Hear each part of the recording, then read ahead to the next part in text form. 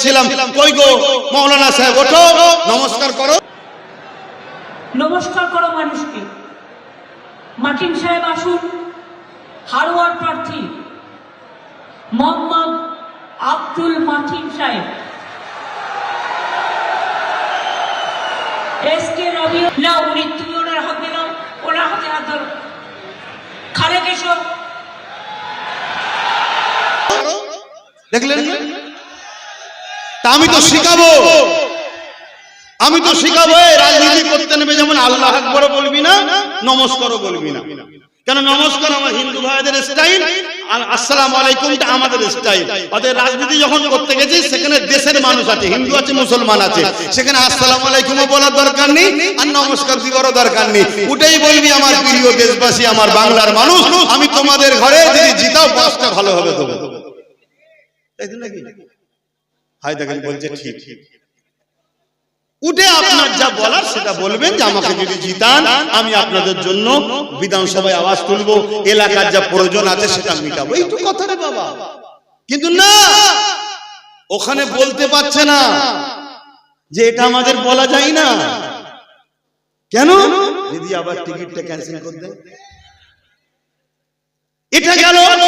আবার আমার ঘরের একটা রয়েছে, টুপিটাকেই বাদ দিয়েছে। হাই রে তুই কি? হ্যাঁ ভাই ভাইয়ের জায়গায় ভাই, ভাই ভাইয়ের জায়গায়, রাসূলুল্লাহর আগে ভাই নয়, দ্বীনের আগে ভাই নয়। আমি তাকে ব্যক্তি আক্রমণ করছি না, তার হিদায়াতের জন্য দোয়া যেমন চাইছি, ইনার হিদায়াতের জন্য দোয়া চাইছি। আল্লাহ এদের দুজনকে হিদায়াত করুক, বলুন আমিন। এ ভাই নয় বলে যে বলবো হিদায়াত হবে না তা না, একে আল্লাহ হিদায়াত করুক, এই শয়তানদের থেকে চলে আসুক, আমার ভাইটাও যেন ফিরে আসে, বলুন আমিন, বলুন আল্লাহুম্মা আমিন।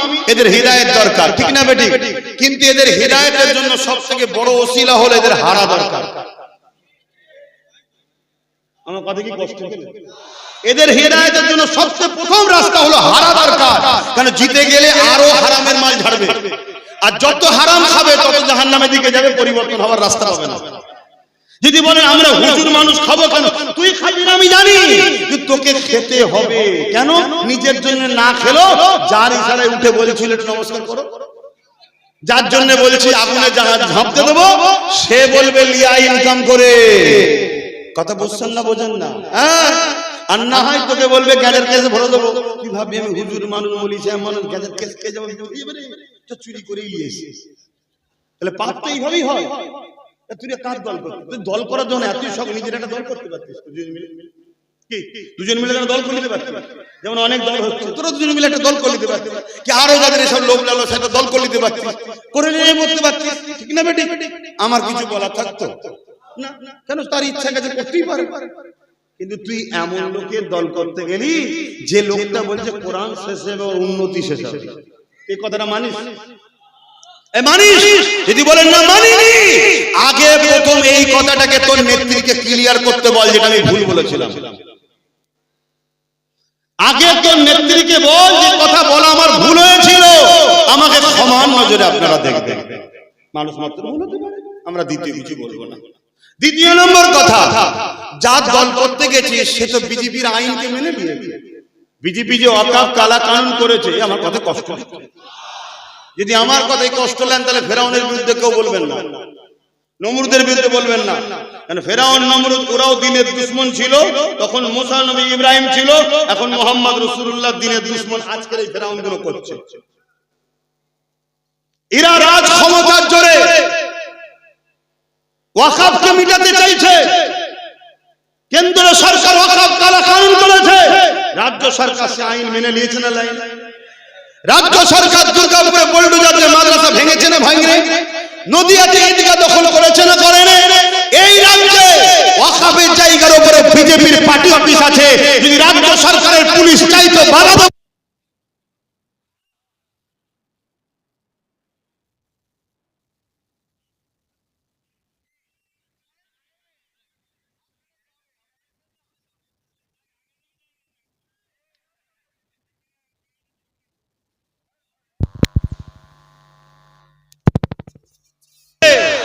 রাগ হলে আমার উপরে রাগ দেখিয়ে লাভ নাই।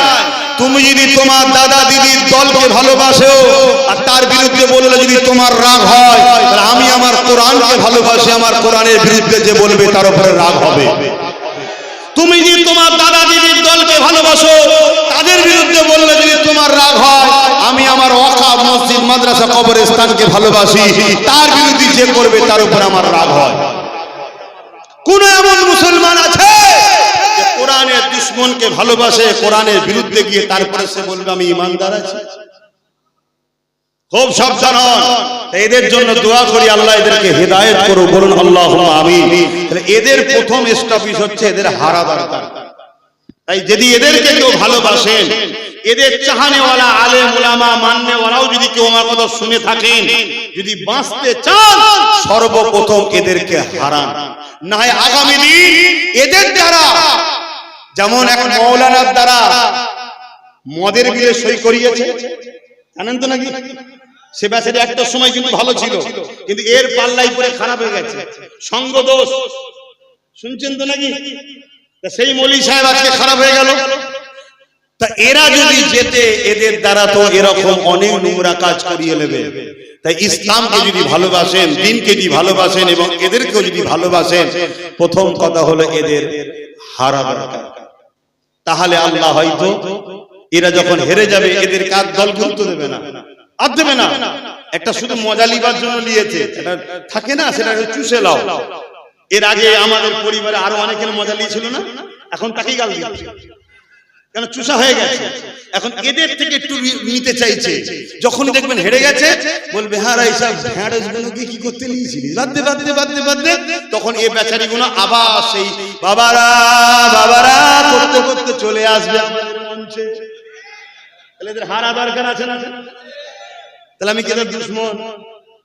এক কথা বলছি, আমি তাদের ভালো চাইছি। ভাই দেখেন ভালো যুগ নেই না, ভালো কথা বলতে নেই।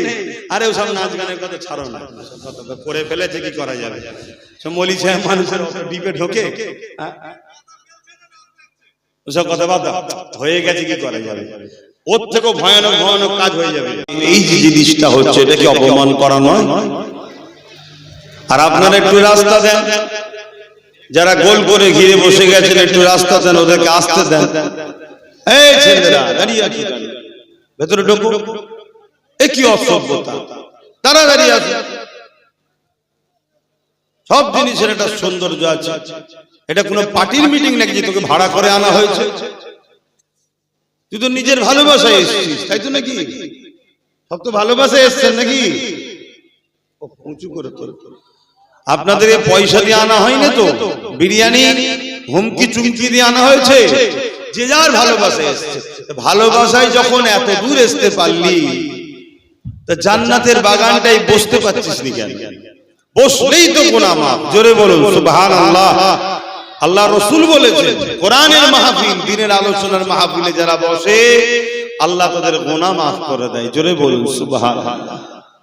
তাই আমি বলবো, তোমরা এখানে পকেটে হাত দিয়ে দাঁড়িয়ে আছো, কি হবে? কাদের নিয়ে লড়াই করতে নেমেছি?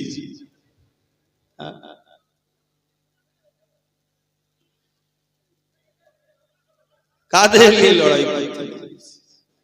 হায় রে আমার জাত, হায় রে আমার কম, এত দূরে সরে গেলে ইসলাম থেকে। আল্লাহ হিদায়াত করুক আমাকেও আমাদেরকে, বলুন আল্লাহুম্মা আমিন। দরুদ শরীফ, আল্লাহুম্মা সাল্লি আলা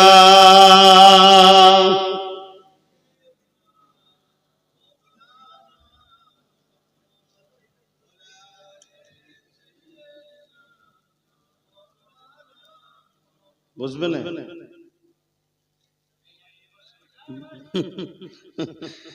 তোমরা তিনজন বুঝবে না কি গো?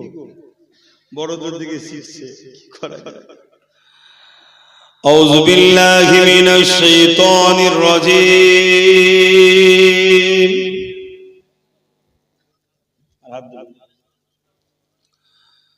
বিসমিল্লাহির রহমানির রহিম।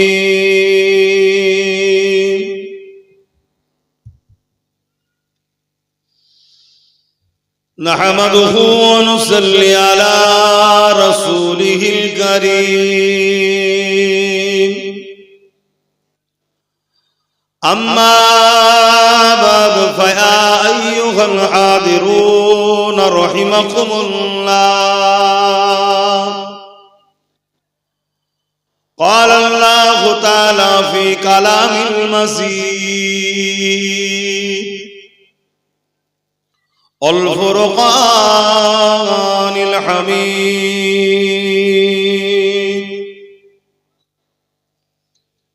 إن الله وملائكته يصلون على النبي يا أيها الذين آمنوا صلوا عليه وسلموا تسليما اللهم صل على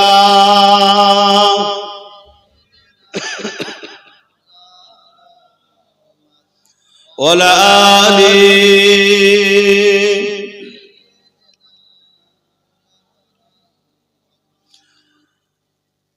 मेरी उल्फत मदीने से यूं ही नहीं मेरे आका का रोज़ा मदीने में है मैं मदीने की जानिब न कैसे खींचूं मैं मदीने की जानिब न कैसे खींचूं मेरा दीन दुनिया मदीने में है अर्श अजीब जिसका बड़ी शान है रोजाए मुस्तफा जिसकी पहचान है रोजाए मुस्तफा जिसकी पहचान है जिसका हम पल्ला कोई मुअल्ला नहीं जिसका हम पल्ला कोई मुहल्ला नहीं एक ऐसी मुहल्ला मदीने में है अल्लाहुम्मा सल्ली अला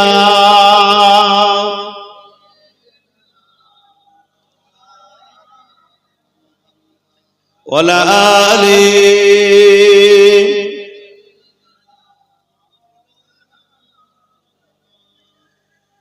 ये शहर मुस्तफा है मदीना करीम है सबको निभा रहा है मदीना करीम है शहर मुस्तफा है मदीना करीम है सबको निभा रहा है मदीना करीम है क्यों न एक करीम है क्यों न एक करीम है आका करीम है मेरी उल्फत मदीने से यूं ही नहीं मेरे आका का रोज़ा मदीने में है मैं मदीने की जानिब न कैसे खींचूं मेरा दीन दुनिया मदीने में है अल्लाहुम्मा सल्ली अला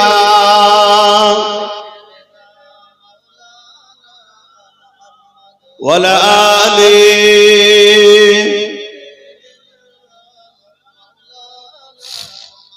कलमे ला इलाहा इल्लल्लाह ला इलाहा इल्लल्लाह ला इलाहा इल्लल्लाह मुहम्मदुर रसूलुल्लाह अल्लाहुम्मा সাল্লি আলা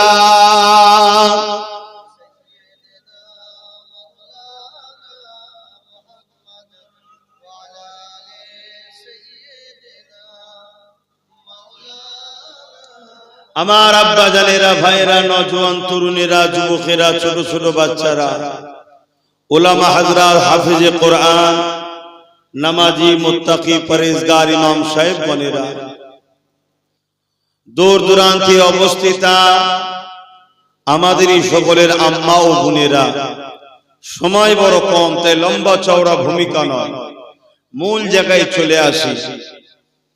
আল্লাহ দরবারে একবার শুকরিয়া আদায় করি, আল্লাহ আমাদেরকে ইসলাম ধর্মের অনুসারী করেছেন, কোরআনের মতো কিতাবকে গাইড বুক হিসাবে পাঠিয়েছেন, দোনো জাহানের সুলতান, নবীদের নবী মুহাম্মদ আরবি সাল্লাল্লাহু আলাইহি ওয়াসাল্লামের উম্মত উম্মতি করেছেন। তাই সকলে জবান খুলে বলি আলহামদুলিল্লাহ। ভাইরা আমার, এই পৃথিবীতে আরো হাজারো ধর্ম আছে, যার যেটা পছন্দ, যার যেটা বিশ্বাস, যার যেটা আস্থা, যার যেটা ভালোবাসা তার কাছে। আমি কোন ধর্মের পক্ষে বিপক্ষে বলার কোনো ইন্টারেস্ট রাখি না, আর বলতে আসিও না। আমি এসেছি আমার দিনের পক্ষে, আমার দিনের দুশমনদের বিরুদ্ধে।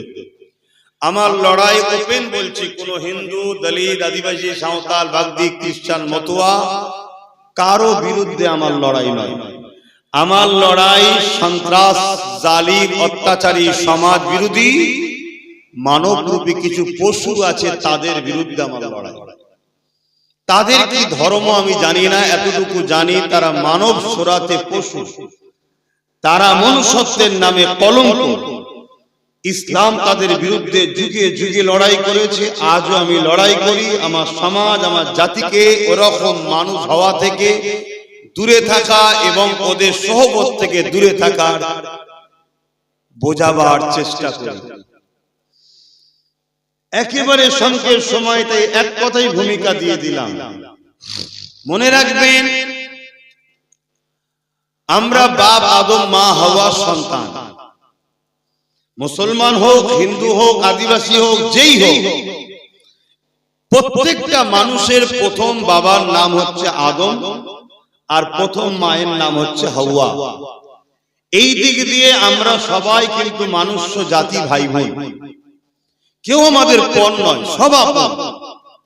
কিন্তু আমরা তাওহীদের বিশ্বাসী, রিসালাতের বিশ্বাসী। তাই আমার ধর্ম, আমার উৎসব আমার কাছে, যার পছন্দ তার ধর্ম, তার উৎসব তার কাছে। বাকি সব জায়গাতে আমরা প্রতিটা মানবপ্রেমী মানুষ একে অপরকে সহযোগিতা করব, এটাই হযরত নবী মুহাম্মদ সাল্লাল্লাহু আলাইহি ওয়াসাল্লাম শিক্ষা দিয়েছে। এটার নাম ইসলাম। জোরে বলুন সুবহানাল্লাহ। আমরা কিছু মানুষ বহুত প্ল্যান মাফিক উম্মতে মুহাম্মাদীকে ইসলামের একটা বড় অংশ থেকে দূরে সরিয়ে দিয়েছে। ইসলাম দুটো পার্টির উপরে দাঁড়িয়ে আছে। এই যে আস্তে আস্তে দেখছিলাম রেল লাইন, দেখবেন দুটো পার্টি বিছানো আছে, তার উপর দিয়ে রেলগাড়িটা যায়। তা ইসলাম নামক গাড়িটা যায় দুটো পার্টির উপর দিয়ে। কোরআন তার প্রমাণ দিচ্ছে, তা'মুরুনা বিল মা'রুফ ওয়া তানহাউনা আনিল মুনকার। একটা পার্টির নাম হচ্ছে ভালো কাজ করো, ভালো কাজের প্রতিষ্ঠিত করো। আর একটা পার্টির নাম হচ্ছে অন্যায় করো না, অন্যায়কে মিটিয়ে দাও। তাহলে ইসলাম শুধু ভালো কাজ করব এটুকু করে সীমাবদ্ধ নয়। একদিকে যেমন ভালো কাজ করো, করতে হবে, করা প্রতিষ্ঠিত করো, অপর দিকে অন্যায়কে মিটাবার নাম ইসলাম। জোরে বলুন সুবহানাল্লাহ। কিন্তু আজ আমাদেরকে বড় ছলে বলে, কলে কৌশলে ব্রিটিশ পিরিয়ড থেকে ভারতবর্ষে দেখে আসছি, অন্যান্য দেশে আরো শুরু হয়েছে। ভারতবর্ষে ব্রিটিশ পিরিয়ড থেকে দেখে আসছি, একদল উলামাদের দ্বারা, মন দিয়ে কথাগুলো শুনবেন, একদল উলামাদের দ্বারা ব্রিটিশ অর্থ ফান্ডিং করে তাদের দ্বারা মুসলিম উম্মাকে শুধু নামাজ, রোজা, দাড়ি, টুপি, হজ, দুয়া দরুদ, মসজিদ, মাদ্রাসা, এইটুকুর নাম ইসলাম, এর মধ্যে সীমাবদ্ধ করে দিয়েছে। এটা একটা প্ল্যান। যাতে করে মুসলিম সমাজ প্রতিবাদী মেন্টালিটি যেন ভুলে যায়, জুলুমের বিরুদ্ধে মেন্টালিটি যেন ভুলে যায়, এদের যেন প্যারালাইসিস রোগী টাইপের হয়ে থাকে, বেঁচে থাকবে একটা জ্যান্ত লাশ, টাইমে টাইমে শুধু খাবার টাইমে কিছু খাইয়ে দেবে, গাল হাত করে খেয়ে নেবে, পড়ে থাকবে। এই ধরনের একটা সমাজের বুকে ইসলামের অনুসারীদের ঘরে বড় প্ল্যান মাফিক আমাদের ঘরে বানিয়েছে তথাকথিত, সবাই নয়, তথাকথিত ব্রিটিশদের অর্থে পরিচালিত একদল উলামা, দাবিদার, মুনাফিক মুসলমান। আজও সেই ধারাবাহিকতা কিন্তু চলে আসছে। কেন? একটা কথাই আছে, মুসলিম হলো বীরের জাত। এরা যদি কখনো খেপেছে, কত বড় বড় সাম্রাজ্য, পারস্য, রোম, কেসরা, কাইসার, হিটলার, চিঙ্গিস খান, হতভাগা আকবর, ব্রিটিশ, সব হুকুমত তখনই শেষ হয়েছে যখন এজাজ জেগেছে। আর এজাজ যখন ঘুমিয়েছে তখন পকেট মাররাও নিজেকে হিরো বানিয়ে সমাজে ঘুরে বেরিয়েছে। এজন্য এজাজকে সর্বসময় ট্রেনিং দাও মসজিদের কথা, মাদ্রাসার কথা, রোজার কথা, দাড়ি রাখো, টুপি পরো, হজ করো, এগুলো করো। কিন্তু আমরা ভুলে গেছি এখনো ইসলামের মধ্যে আছে, অস্বীকার করছি না, কিন্তু এখনো ব্যক্তি জীবনের জন্য। নামাজ ব্যক্তি জীবনের কল্যাণ, রোজা ব্যক্তি জীবনের কল্যাণ, দাড়ি ব্যক্তিগত সুন্নাত, টুপি ব্যক্তি জীবনের সুন্নাত, হজ ব্যক্তি জীবনের কামিয়াবি। কিন্তু ইসলাম শুধু ব্যক্তি জীবন নিয়ে নয়, ইসলাম সামাজিক জীবন, সমস্ত জীবন ইসলাম শিক্ষা দিয়েছে। তাই সমাজ জীবনের জন্য নামাজ রোজার অনেক আগে আমাদের নবী নবুয়াতের 11 বছর পর মেরাজে গেছে। কত বছর পর মনে থাকবে? নবুয়াত ঘোষণার কত বছর পর? 11 বছর পর মেরাজে গেছে। সেখান থেকে নামাজ রোজা এনেছে। তার আগে নামাজ রোজা উম্মতে মুহাম্মাদির ফরজ ছিল না। খুব ভালো করে শুনবেন। তাই 11টা বছর ধরে রাসূলুল্লাহ কি করেছে? এই 11টা বছর ধরে রাসূলুল্লাহ যেটা করেছে ওই পাঠটা আমাদেরকে ভুলিয়ে দেওয়া হয়েছে। এর পিছনে বিরাট বড় চক্রান্ত ইসলাম বিদ্বেষীদের আছে। আমাদেরকে বদর ভুলানো হয়েছে, উহুদ ভুলানো হয়েছে, খন্দক ভুলানো হয়েছে, খাইবার ভুলানো হয়েছে। আমাদেরকে রোম হুকুমতের বিরুদ্ধে, পারস্য হুকুমতের বিরুদ্ধে, নাজ্জাসীর বিরুদ্ধে, এমনকি আবু জেহেল, উতবা, সাইবা, আবু লাহাব প্রত্যেকটা স্বৈরাচারী, অত্যাচারী, জালিম শাসকের বিরুদ্ধে মুহাম্মদ আরবি সাল্লাল্লাহু আলাইহি ওয়াসাল্লামের যে সংগ্রাম, যে লড়াই, গরীব, দুঃখী, এতিম, বিধবা, মজলুমদের পক্ষে দাঁড়িয়ে এই লড়াইটাকে ইসলামের অনুসারীদের ঘরে ভুলিয়ে দেওয়া হয়েছে। শুনছেন? নামাজ পড়া তো অনেক সহজ কাজ রে বাবা। একটা মজলুমের পক্ষে দাঁড়িয়ে জালিম সন্ত্রাসের বিরুদ্ধে লড়াই করে একটা অসহায় গরীব দুঃখীর অধিকারকে পাইয়ে দেওয়া, এটা নামাজের থেকে অনেক কষ্টের কাজ এবং আল্লাহর দরবারে এর ফজিলত অনেক বেশি। জোরে বলুন সুবহানাল্লাহ। কিয়ামতের দিনে দুনিয়ায় যদি কোনো অসহায়কে কেউ আশ্রয় দেয়, কিয়ামতের দিনে আমার আল্লাহর রহমত তাকে আশ্রয় দিয়ে জান্নাতে নিয়ে যাবে। জোরে বলুন সুবহানাল্লাহ। এই পাঠটা আমাদেরকে ভুলিয়ে দেওয়া হয়েছে। খুব ভালো করে বলে, যত নবীরা এসেছেন দুটো কাজ করেছেন। কটা কাজ? দুটো। অন্যায়কে মিটিয়েছেন, ন্যায়কে প্রতিষ্ঠিত করেছেন। আমাদের নবী, যত নবী এসেছেন সব নবীদের নবী, তিনিও দুটো কাজ করেছেন। অন্যায়কে মিটিয়েছেন, ন্যায়কে প্রতিষ্ঠিত করেছেন। আর আমার নবী যখন জালিমদের বিরুদ্ধে লড়ছে, যে সকল মুসলিমদের হয়ে, যেসব গরিবদের হয়ে, যেসব অসহায়দের হয়ে, যেসব মানুষদের হয়ে, তারা কিন্তু কেউ এক আল্লাহ মাননেওয়ালা ছিল না। খুব ভালো করে ওয়াজটাকে বুঝুন। যাদের হয়ে নবী লড়ছে, আবু জেহেলের বিরুদ্ধে, উতবার বিরুদ্ধে, সাইবার বিরুদ্ধে, রোম পারস্যের বিরুদ্ধে, তারা কেউ একজন কিন্তু এক আল্লাহ মাননেওয়ালা মুসলমান ছিল না। তাদের গলায় হয় উজ্জা, নাই লাত, নাই হবল, সব দেবদেবীর ফটো ছিল। শুনছেন? তাদের হয়ে রাসূলুল্লাহ লড়ছে কেন? এরা মানুষ। এরা কে? মানুষ। আদর্শ দেখুন আমার রাসূলের। তাদের হয়ে যখন রাসূলুল্লাহ লড়ছে, তাদেরকে জুলুমের হাত থেকে মুক্ত করলো, সন্ত্রাসের হাত থেকে আযাব দিল, দাসত্বের হাত থেকে মুক্তি দিল। তাদেরকে যখন স্বাধীন সভ্য সাম্য সমাজের মেসেজ রাসূলুল্লাহ দিল, তখন তারা দলে দলে দলে দলে আমার রাসূলের উপরে আরো বিদা হলো, দিওয়ানা হলো। তাদের ঘরে রাসূল বলল, দেখো আমি এসেছি তোমাদের জন্য প্রফেট হয়ে, আওতার হয়ে, রাসূল হয়ে।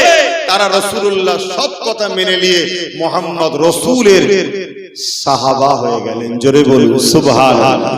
আরো জোরে বলে, দাড়ি দেখিয়ে, টুপি দেখিয়ে, নামাজ দেখিয়ে, রোজা দেখিয়ে মানুষকে কিন্তু দিনের দিকে আনে। শুনছেন? দিনে আসার পরে এগুলো দিয়েছে। দিনের দিকে মানুষ এসেছে জুলুমের বিরুদ্ধে লড়াই, ইনসাফের পক্ষে, মানবতার পক্ষে, সত্যের পক্ষে, খোদার পক্ষে, এতিমের পক্ষে, বিধবার পক্ষে, মজলুমের পক্ষে, অসহায়ের পক্ষে, মনুষ্য জাতির পক্ষে, নেশার বিরুদ্ধে, সন্ত্রাসের বিরুদ্ধে, জুলুমের বিরুদ্ধে, দুর্নীতির বিরুদ্ধে, চুরির বিরুদ্ধে, খুনের বিরুদ্ধে। এসব রাসূলুল্লাহর কর্মকাণ্ডগুলো যখন দেখলো, তখন মানুষ দলে দলে দলে দলে দলে দলে মুহাম্মদ রাসূলের দিওয়ানা হতে লাগলো। জোরে বলুন সুবহানাল্লাহ। আর আজকে আমরা মুসলমান কি করছি? নামাজ আছে কিন্তু জুলুমটা আছে না? রোজা আছে কিন্তু চুরি, বদমাইশি, লুটটা আছে না? হজ আছে, এতিমের মাল ঝেড়ে খাওয়া ব্যাপারটা মুসলমানদের মধ্যে আছে না? বড় বড় জুব্বা, দাড়ি, টুপি, মুফতি, মাওলানা, বক্তা, হাজী, হুজুর, পীর, পীরজাদা সব আছে। কিন্তু আবার দেখো অত্যাচারী, স্বৈরাচারী, জালিমদের সঙ্গে মুখে মুখ দিয়ে গুজুর গুজুর করা হচ্ছে না? হয় না? অথচ একটা নবী দেখাতে পারবেন যে জালিমের সাথে ছিল? একটা ইমাম দেখাতে পারবেন জালিমের সাথে ছিল? ওজন চারটে ইমাম, চার ইমামই মুসলিমের পক্ষে থাকার জন্য জালিমদের হাতে অত্যাচারিত হয়েছে। ইমাম বুখারীর মতো মানুষ ন্যায়ের পক্ষে থাকার জন্য তৎকালীন শাসকের হাতে অত্যাচারিত হয়ে নিজের শহর, নিজের মাতৃভূমি ছেড়ে চলে যেতে হয়েছে। ইমাম সুফিয়ান সাওরীর উপর অত্যাচার হয়েছে। ইমামে আজমকে জুলুম করে জেলে দিয়েছে, বিষ পান করিয়ে মেরে দেওয়া হয়েছে। আমার মুর্শিদ কেবলা, আপনাদের মুর্শিদ কেবলা জমানার মুজাদ্দিদ দাদা হুজুর ব্রিটিশদের পক্ষে ছিল না বিরুদ্ধে ছিল? জোরে বলেন, জোরে বলুন।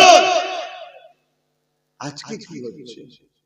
ইসলামের নামে, মুফতির নামে, মাওলানার নামে, বক্তার নামে, হুজুরের নামে আজকে কি হচ্ছে বলুন? এই যে সাধারণ ছেলেগুলো, আমাদের ঘরের ছেলে, এরা কি করে সাহস পায় হারাম খাবার? কি করে সাহস পায় এরা মানুষকে লুটে খাবো? কি করে সাহস পায় পরের মাল দখল করে খাবো? তখনই সাহস পায় যখন আমার মতো হুজুর গোল জামা লাগিয়ে হারাম খাবে, তখন এরা সাহস পাবে। আরে হুজুর করছে, সমস্যা নেই, তো আমি করলে সমস্যা কি? কিন্তু যুব সমাজকে বলবো, হুজুরের কবরে হুজুর জবাব দেবে, আপনার কবরে আপনি দেবেন। ওই হুজুরের পাল্লায় পড়বেন না যে হুজুর সূরাতে সকলে নবীর ওয়ারিস দেখাচ্ছে কিন্তু হাকিকাতে সে শয়তানের ওয়ারিস। সেই হুজুরের পাল্লায় পড়বেন না। কেন না? আমার আল্লাহ জুলুমের বিরুদ্ধে, আমার আল্লাহ জুলুমের বিরুদ্ধে। জুলুমের পক্ষে কেউ থাকলে সে কখনো হাক্কানি উলামা হতে পারে না। এটাকে মাথায় রাখবে যুবকরা। আমার রাসূল কত কষ্ট করেছে এই দিনের জন্য। দিন বলতে কি? আমি আবার একবার বলছি, দিন বলতে কি? ইসলাম। ইসলাম বলতে কি? ধর্মনীতি শুধু? ইসলামে কি শুধু ধর্মনীতি আছে? ইসলামে যেমন ধর্মনীতি আছে, সমাজনীতি আছে, পরিবার নীতি আছে, রাষ্ট্রনীতি আছে, রাজনীতি আছে, এডুকেশন নীতি আছে, বিজনেস নীতি আছে, সংস্কৃতি নীতি আছে, মানব বন্ধন নীতি আছে। হিন্দু, আদিবাসী, দাউদাল, বাগদি, খ্রিস্টান সবার সঙ্গে মিশতে হবে। কিভাবে মিশতে হবে ওই পলিসিটা আমার রাসূল শিখিয়েছে না শিখাই না? তাহলে সব নীতি ইসলামে আছে। তাই তো আল্লাহ কোরআনে বললেন, লাকাদ কানা লাকুম ফি রাসূলিল্লাহি উসওয়াতুন হাসানাহ। সবথেকে উত্তম মডেল করেছে মোহাম্মদ রসুলকে, তিনাকে ফলো করো। ধর্মনীতি রসুল থেকে লাও, সমাজনীতি রসুল থেকে লাও, রাজনীতি রসুল থেকে লাও, রাষ্ট্রনীতি রসুল থেকে নাও, এডুকেশন নীতি রসুল থেকে নাও। নবী বাদ দিয়ে অন্য কারো থেকে উম্মতে মুহাম্মাদি আমাদের লিওয়া চলবে না। বাকি কে কি করছে আমার দেখার দরকার নেই, বাকি কে কি করছে আমার দেখার দরকার নেই। এ দেশ সবাইকে সমানভাবে অধিকার দিয়েছে, যে যার ধর্ম, যে যার উৎসব, যে যার নিয়ে আছে। আমরা ইসলামের অনুসারী, আমরা প্রতিটা নিঃশ্বাস টানা ছাড়াতে আমাদের মডেল মুহাম্মদ রাসূলুল্লাহ। জোরে বলুন সুবহানাল্লাহ। নবীকে ফলো করুন, যদি বাঁচতে চান নবীকে ফলো করুন। আর নচেত নবী বাদ দিয়ে, আল্লাহ বাদ দিয়ে যাদের দলদাস হয়ে যাবেন, আমার আল্লাহ তাদের হাতে আমাদেরকে মিটাচ্ছে না মিটাই। খারাপ লাগবেন না? উদাহরণ দেবো। সব থেকে বড় একটা উদাহরণ হলো, যাদের জন্য সব করলাম তাদেরই সহযোগিতায় 93 লক্ষ লোকের নাম বাদ। দেখো খোদার মাল দেখেছেন, যাদেরকে আমরা আল্লাহ রসুলের থেকে বেশি প্রাধান্য দিয়েছি। যদি আল্লাহ রসুলকে প্রাধান্য বেশি দিতাম, তাহলে তাদের সঙ্গে থাকলেও তাদের কথাতে জুলুম কমসে কম করতাম না, তাদের কথাতে লুটতাম না, তাদের কথাতে অত্যাচার করতাম না, তাদের কথাতে মানুষের উপরে ঘৃণা পোষণ করতাম না, তাদের কথাতে কমসে কম যখন ইসলাম বিরোধী কোনো কথা বেরোবে তাদের সঙ্গে আর দলটা করতাম না। কিন্তু আমরা আল্লাহ রসুলের থেকে বেশি প্রাধান্য দিয়ে ফেলেছি, তাই দেখুন তাদের হাতেই আল্লাহ আমাদেরকে মিটাচ্ছে। এখনো সময় আছে, বোঝার চেষ্টা করে, ভাবতে হবে। শুধু এক কান দিয়ে শুনবেন আর এক কান দিয়ে বার করে দেবেন, হবে না। ভাবার জিনিস। রাসূলুল্লাহ ওয়াজ করেছে, আবু জেহেল শুনেছে, উতবাও শুনেছে, কিন্তু হিদায়াত আবু বকর সিদ্দিক শুনে হয়েছে, এরা কিন্তু হয় নাই। একবারও কি দিল বলে না যে আমার রাসূলুল্লাহ কত কষ্ট করে ইসলামটা দিয়েছে, এই ইসলামের হেফাজত করব? আমি আবার একবার বলছি, ইসলাম বলতে কি? আমি আবার একবার বলছি, ইসলাম বলতে কি? ইসলামে যেমন নামাজ আছে, রোজা আছে, হজ আছে, তাওহীদ, রিসালাত আছে। ইসলাম একত্ববাদকে বিশ্বাসের যেমন নাম, ইসলাম নারীদের অধিকার দিবার নাম। শুনছেন তো নাকি? 1500 বছর আগে আমার রাসূলুল্লাহ এসে যখন দেখলেন নারীদেরকে জন্ত পুঁতে দেওয়া হচ্ছে, তখন নারীদেরকে এই পুতার হাত থেকে বাঁচাবার জন্য রাসূল যে সংগ্রাম করেছে, এই সংগ্রামটা আমাদেরও করতে হবে না? রাসূলুল্লাহ নারীদেরকে জন্ত পুতার হাত থেকে বাঁচিয়েছে না বাঁচাইনি? রেপ, জুলুম, অত্যাচার বন্ধ করেছে না করেনি? এটাও তো ইসলাম। কিন্তু আমরা তাদের হাত থেকে বাঁচানো তো দূরের কথা, আমরা দেখতে পাচ্ছি এই বাংলায় এমনও লোক আছে যারা প্রকাশ্য বলে বেড়াচ্ছে যে ইসলামে নাকি রেপ করা ভালো কাজ। বললেন না নাউজুবিল্লাহ? আচ্ছা, এই কথাটা সোশ্যাল মিডিয়ায় চতুর্দিকে যাবে না? এর কোন প্রোটেস্ট হয়েছে? ওই লোকটা যে বলেছে ইসলামে রেপ করা ভালো কাজ, সে লোকটা এক তো সংবিধান বিরোধী বলেছে, সাম্প্রদায়িক কথা বলেছে, দাঙ্গা লাগাবার কথা বলেছে, জাতিকে একটা বিশেষ সম্প্রদায়কে টার্গেট করে ঘৃণা পোষণ বাকি মানুষের কাছে জন্মাবার জন্য মিথ্যাচার করেছে। এরপরও তার কোনো শাস্তি হয়েছে? কেন হয়নি? সে কি তাহলে বলেছে? তাহলে শাস্তি হলো না কেন? কেউ একজন একটা ফটো তোলার শখ একটা লোকের আছে ভাই, মানে এই জায়গায় যেটা ফটো নেবে, কেউ এমন একজন আছে ফটো নিবার শখে কোন জায়গায় লাস্টে গিয়ে উঠে একটু বড় বড় কথা বলে দিয়েছে, তাকে পুলিশ ধরে নিয়ে গেছে, বলছে একদম মেন মাকড়াকে ধরে ফেলেছে। কেন? সে নাকি উস্কানিমূলক কথা বলেছে। একে যদি উস্কানিমূলক কথা বলার জন্য যদি টার্গেট করা হয়, তাহলে এত বড় একটা কথা বললো ইসলামে নাকি রেপ করা ভালো কাজ, তার বিষয়ে এত কেস হওয়ার পরও তাকে কিন্তু ধরেছে কি? তাহলে ভাই বোনের মিলটা কেমন দেখছেন? চলে আসুন, যে ধর্ম হিংসা আর অহংকারকে আল হাসাদু ইয়াকুল হাসানাতি কামা তাকুলুন নারুল হাতাবা, রাসূল বলছে অহংকার আর হিংসা এত খারাপ জিনিস, মানুষের নেক আমলকে কাঠ যেমন পুড়ে পুড়ে খেয়ে শেষ করে দেয়, মানুষের নেক আমলকে পুড়ে শেষ করে দেবে। অহংকার হিংসা ইসলামে কোনো জায়গা নাই। সেই ইসলামের কোরআনের সূরা তাওবার 5 নম্বর আয়াতে নাকি হিংসা ছড়াচ্ছে এরকম একটা কথা বললো, তাকে কি অ্যারেস্ট করেছে? কথা শুনছেন? তাহলে ভাবুন, অথচ সেই ইসলাম মের পক্ষে যদি কেউ কথা বলে তাকে কিন্তু টার্গেট করা হবে, তাকে কিন্তু হ্যারাসমেন্ট করা হবে। কেউ গরিবের পক্ষে আওয়াজ তুললে তাকে কিন্তু টার্গেট করা হবে। তা আমি আবার একবার বলছি, পিপাসিত মানুষের পিপাসা মিটাবার নাম ইসলাম, ক্ষুধার্ত মানুষকে খানা খাওয়াবার নাম ইসলাম, অন্নহীনকে অন্ন দিবার নাম ইসলাম, বস্ত্রহীনকে বস্ত্র দিবার নাম ইসলাম, বাসস্থানহীনকে বাসস্থান করে দিবার ব্যবস্থা করার নাম ইসলাম।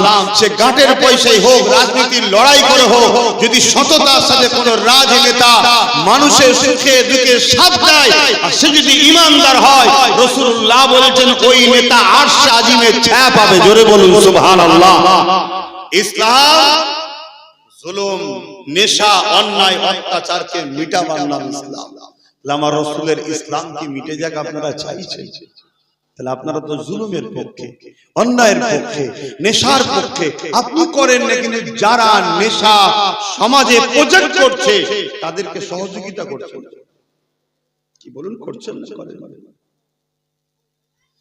মনে রাখবেন, আল্লাহ পাকের জবাব দিতে হবে। দুনিয়ায় আমি আপনি যদি মনে করি এটা আমার ব্যক্তিগত ব্যাপার, দুনিয়াদারি ব্যাপার, আমি কার সঙ্গে উঠবো, কাকে সাপোর্ট করবো, কার সঙ্গে সম্পর্ক রাখবো, এটা আমার দুনিয়াদারি ব্যাপার। না না না, কোন জিনিস তোমার আমার জন্য দুনিয়াদারি বলে পাশ কাটিয়ে চলে গেলে হবে না। কেন তুমি আমি বিশ্বাসী, আখিরাত বলে আছে, কবর বলে আছে, জান্নাত বলে আছে, জাহান্নাম বলে আছে। তুমি আমি যদি ইমানদার হই তাহলে তোমাকে আমাকে মনে রাখতে হবে, মান আহাব্বা লিল্লাহ ওয়া আবগাদা লিল্লাহ ওয়া আতা লিল্লাহ ওয়া মানআ লিল্লাহ ফাকাদ ইস্তাকমাল আল ঈমান। ভালোবাসবেন আল্লাহর জন্য, দুশমনি করবেন আল্লাহর জন্য, আত্মীয়তা করবেন আল্লাহর জন্য, বিচ্ছেদ হবেন আল্লাহর জন্য, তবে আপনি ঈমানের মজা পাবেন, আপনি প্রকৃত ঈমানদার। এই মনে রাখবেন, দুনিয়াটা আপনার আমার জন্য পরীক্ষা সেন্টার। এখানে আপনাকে প্রতিটা কদমে আপনার রব পরীক্ষা নিচ্ছে, আপনাকে খেয়াল রাখতে হবে। এই মুহূর্তটা এমন ভাবে কদম ফেললে হবে না যে কদমটা আল্লাহ পাক নারাজ হয়ে যায়, ওই কদম তুললে হবে না, ওখানে গেলে হবে না। কিন্তু দুঃখের বিষয়, আজ দুনিয়ার জমিনে সবল খারাপ হয়ে যাওয়ার জন্য আমার ঘরের যুব সমাজ স্রোতের মতো খারাপের দিকে চলে যাচ্ছে। এই জন্য আল্লাহ জানিয়ে দিল, ইয়া আইয়ুহাল্লাযীনা আমানু তাকুল্লাহ, হে বিশ্বাসী ঈমানদারেরা, তোরা আমি আল্লাহ আমাকে ভয় কর, ওয়াকুনু মা'আস সাদিকিন, এবং সত্যবাদীদের অনুসরণ কর। এই সত্যবাদী কারা? ইহদিনাস সিরাতাল মুস্তাকিম, মুস্তাকিম যারা, মুস্তাকিম কারা? সিরাতাল্লাযীনা আন'আমতা আলাইহিম, যাদের উপরে আল্লাহ ইনাম দিয়েছে। আল্লাহ কাদের উপরে ইনাম দিয়েছে? মিনান নাবিয়িন ওয়াস সিদ্দিকিন ওয়াস শুহাদা ওয়াস সালিহিন। এই চার শ্রেণীকে আল্লাহ প্রিয় বন্ধু বলেছে, এদের দলভুক্ত হয়ে দুনিয়ার জমিনে থাকতে হবে। কেননা রাসূলুল্লাহ জানিয়ে দিলে আখিরি জামানাতে একটা সময় আসবে আমার উম্মত উম্মতিরা বড়ই মার খাবে। মাইকের আওয়াজ বুঝছেন? আসতে আমার আওয়াজ মাইকে বুঝছেন? সময় কম, বলার অনেক কথা, অনেক সময়। তাহলে আল্লাহ রাসূল বললেন একটা সময় আসবে এই জমিনের উপরে আমার উম্মতরা প্রচুর মার খাবে। সাহাবা হুজুররা জিজ্ঞেস করলেন, হুজুর আমার ভাইদের কি সংখ্যা কম হবে? মন দিয়ে শুনবেন, আল্লাহর নবী কিভাবে মার খাবে সেটাও বলে দিয়েছে।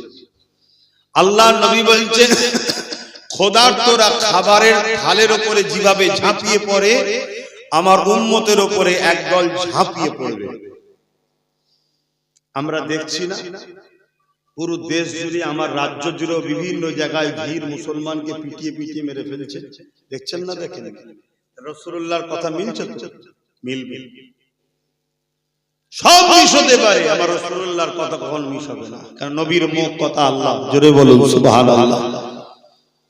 রাসূল বললেন, আমার উম্মতের উপরে একদল মানুষ, ক্ষুধার্ত পশুরা যেভাবে খাবারের উপর ঝাঁপিয়ে পড়ে, তাদের উপরে ঝাঁপিয়ে পড়ে একটা সময় আমার উম্মতদের উপরে প্রচুর অত্যাচার, জুলুম, মার খাবে।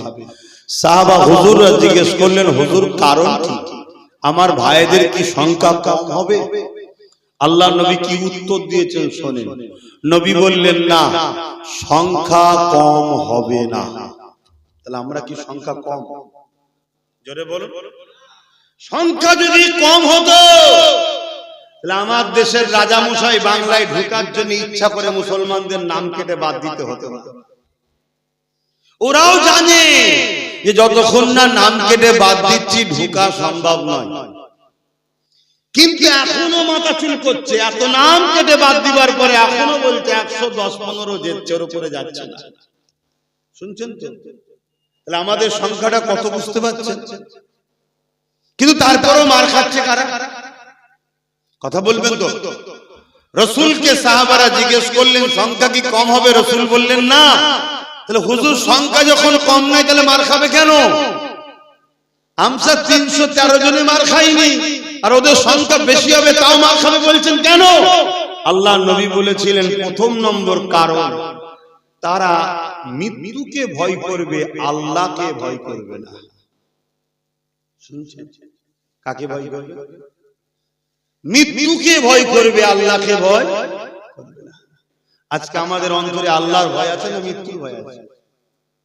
মৃত্যুর ভয় ঢুকে গেছে, এই জন্য মার খাচ্ছে।